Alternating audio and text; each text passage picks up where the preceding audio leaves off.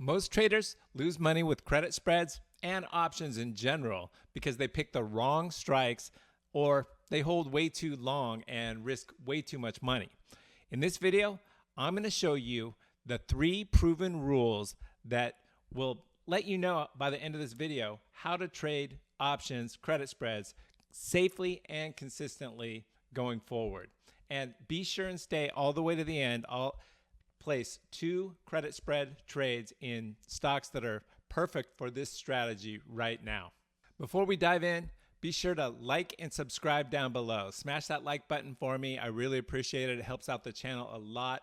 And you're certainly welcome to subscribe as well. We're at an all-time high for subscribers. There's also a paid course in the link down below and a free options workshop. So check that out if you're new or beginning trading options or just want to level up your game. All right, just a quick primer. What are credit spreads? Well, there's put credit spreads and call credit spreads, and you can sell them or buy them. In this video, we're talking specifically about the higher probability of profit trade, which is selling credit spreads. And I'm going to focus a little bit more on the put side because that's a positive. It's hoping that the stock prices go up. Then you benefit from selling put credit spreads. If you're betting against the stock, you would sell a call credit spread, and I do that as well on when my stocks that I follow get overpriced. So you can do it in both directions. But a credit spread is an options strategy where you sell one option and you buy another in the same expiration. So the same monthly expiration or weekly expiration cycle. And I like to trade about 30 to 45 days to expiration. So I'll sell a put option in this case, and then I'll buy another one as protection in that same monthly option cycle. So that's what makes them very safe. Now the benefits are limited risk because you're buying that protection, defined profit potential. I don't know if that's a benefit because it does cap your profits, but you're hitting singles instead of swinging for the fence and going for that home run every time. So another benefit, it's consistent premium month after month. If the trade doesn't go your direction, you can just roll to the next month at 10 to 15 days to expiration and collect more premium. So it really protects against big losses, and it's a really safe way to create that monthly income. All right, guys, what is the #1 rule for safer credit spread option trading? Well, it's strike price selection. So when trading credit spreads, you want to be sure and select the correct strike prices. So most beginners fail because they go too close to the money or they go at the money, and they like the tempting bigger returns when you do that, but they also carry higher risk when you do this as well. And that short strike can be breached more easily when you're at the money. So the key is balancing the risk and the reward. So if you go too far out of the money, the premiums are tiny and not worth the trade. And if you're too close to at the money, then you risk assignment, and your probability of profit is not as high. So what I like to do is typically to go where the probability of profit is around 70 to 75%. So this gives you a good winning percentage. And again, if it is that 20 or 25% of the time where it goes against you, you roll to the next month and collect more premium. So the probability of the trade expiring out of the money, I like to have around 70 to 75%. So for example, if a stock is trading at $100 and you sell the 95 put and you buy the 90 put $5 wide, it creates a spread with limited risk and a strong chance of success. You've still got that 5% to the downside, and you collect a decent premium, and you also keep a pretty good distance from that current price. So I'll show you a live trade coming up. I'm going to do a $10 wide, not $5 wide. So a little bit more premium, and we'll still look to collect around a third the width of the strike. So I'll show you coming up. All right, rule #2 for mastering credit spreads. It involves time frame and expiration. So how do you pick the correct time frame and expiration date for credit spreads? Well, you want to go about, what I like to do is 30 to 45 days to expiration. So the expiration that you choose, the expiration date, has a huge impact on the credit spread's performance. Now, if you go too short and volatility spikes, then you can have quick moves in the price. It's almost like flipping a coin. You don't know what it's going to do in the short term within the next day or two. So we've got some days up in the market and some days down. So 30 to 45 days gives you a good time frame for the stock to move in your direction. And you have theta decay or time decay working in your direction when you go 30 to 45 days to expiration. It's really a coin flip. If you go closer than that, and if you go further out than that, then the time decay just moves too slow, and it takes too long to make money. So 30 to 45 days to expiration is the sweet spot, and I'll show you in the video coming up where we do the live trade, and you collect solid premium as well as you benefit from the accelerating time decay as the expiration approaches. All right, rule number 3 for mastering credit spreads: have risk management discipline. So what does that mean? What does that mean, Darren? Well, you want to pick the right strikes and expiration dates, but even if you do those first 2 rules correctly, sometimes things just don't go our way, and it takes more time than 34 to 45 days for the stock price to move in our direction. Sometimes the market just doesn't know what it's doing, and if you don't manage risk correctly, then you don't make as much money. So never risk more than a small portion of your account on any single trade. Now, automatically, by definition, the credit spread is a defined risk trade, so that's going to limit you your losses anyway. But again, I like to keep that rule 2 to 5% of your account. You don't want to risk more than that on any one trade. And you want to have clear entry and exit rules. So don't hold losers until max loss. So if I have a trade that's going against me, I won't wait until it's totally worthless and I lose it all. I'll roll at 15 to 20 days to expiration. So I put the trade on at 30 to 45 days. And if it goes against me, I'll roll at 15 to 20. So I never take that full risk. And often you can collect more profit, more credit when you roll out to the next month, because your thesis, what you're thinking for the stock, you think it's going to go up, or you could do a call credit spread and think it's going to go down.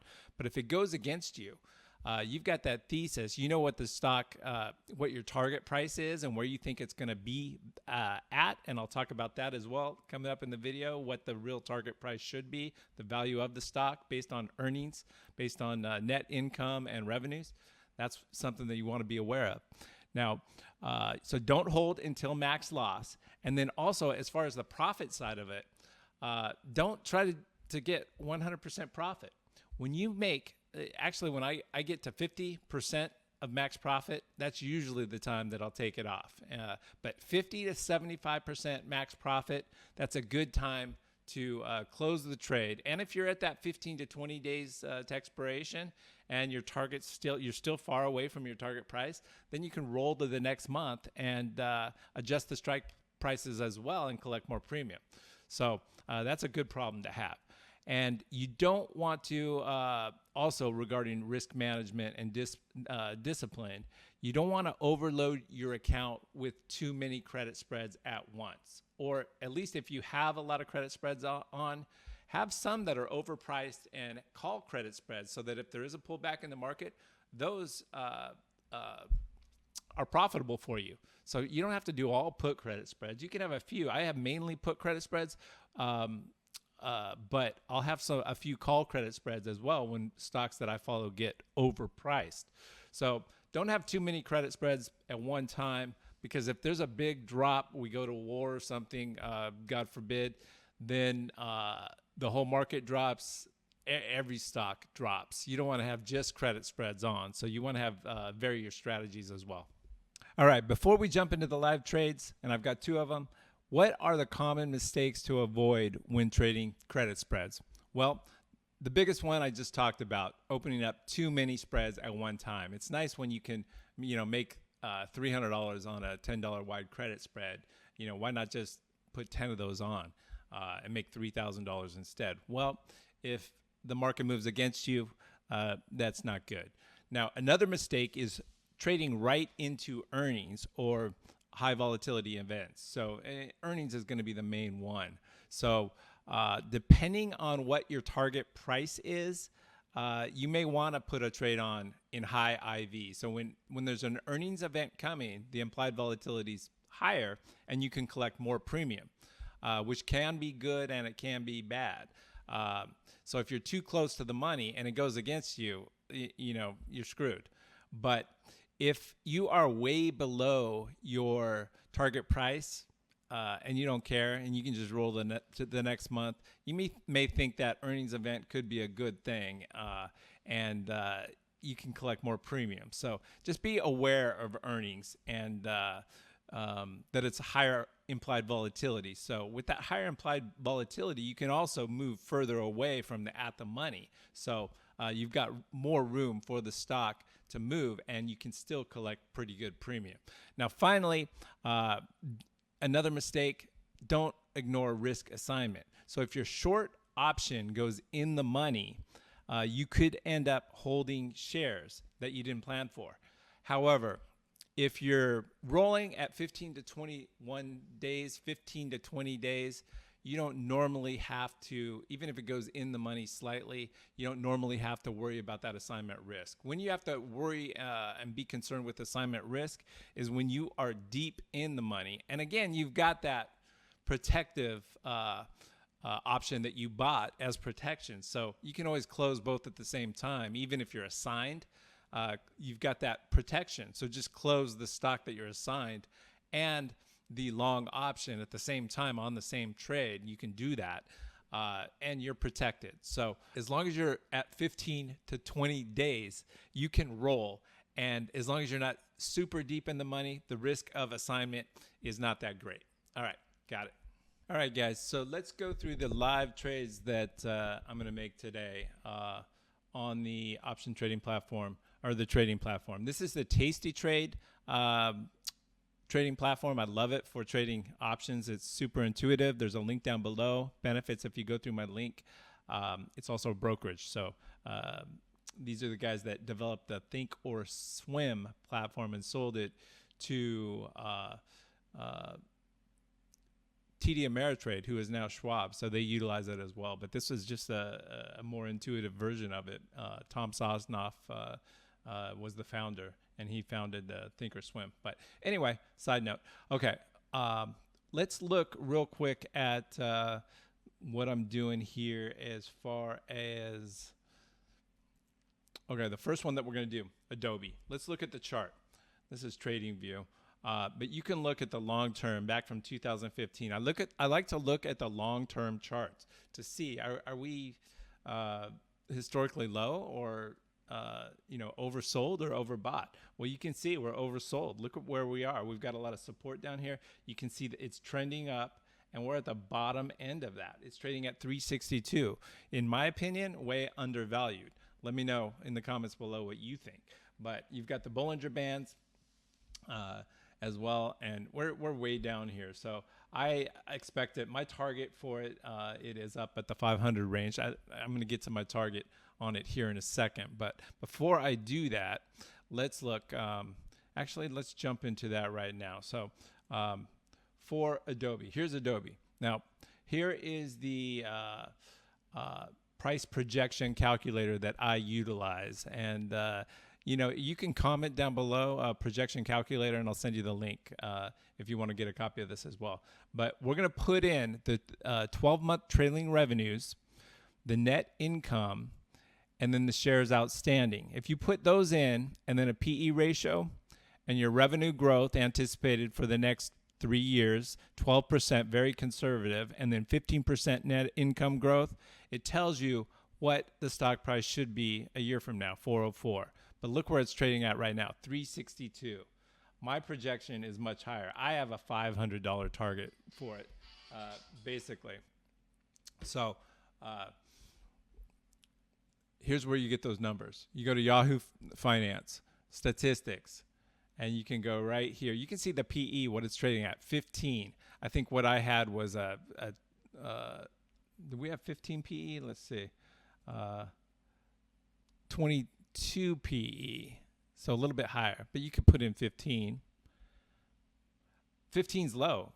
So I think it should be trading at 20. But that brings brings it way down. But 22 should be the PE where it trades at. And if you look here, it normally trades at 27, 35, 43. So 22 is a very fair PE. As far as the trailing 12-month revenue, right here, 23.18 billion, and net income 6.96. So 23.8. It's 22.6 and 6.87. I did this a couple of days ago, but very close. And then the shares outstanding, they've got 426. I've got in there something close, 429 million. But it comes out with that 404 target price. But my target again is higher. And if you look at Adobe, what do they have it for in their summary ratings? Let's look. They've got a 456, so even way above 450. So that's my target's 450 to 500. We're trading at 362, and again that chart. So it's undervalued in my opinion, and I feel very confident running those numbers as well. So let's go to the back to the trade platform. You can see I've got 2 credit spreads on in October, 25 days to expiration. So we talked about the days to expiration. They're $10 wide. And then I've got one in November at 355, 345. So one thing I'm going to do, I could roll. Actually, these still have a lot of premium to come in. I'm going to leave them. So I've got 3 trades on right now. That's usually what I trade, but I'm going to do another one. So I'm going to go to November. I like to go 30 to 45 days, but I'm going to go 60. Actually, you know what? I could stick at the 25. It's a little bit more aggressive. It's closer to 30, but I'll show you both. But let's go to the 35 delta.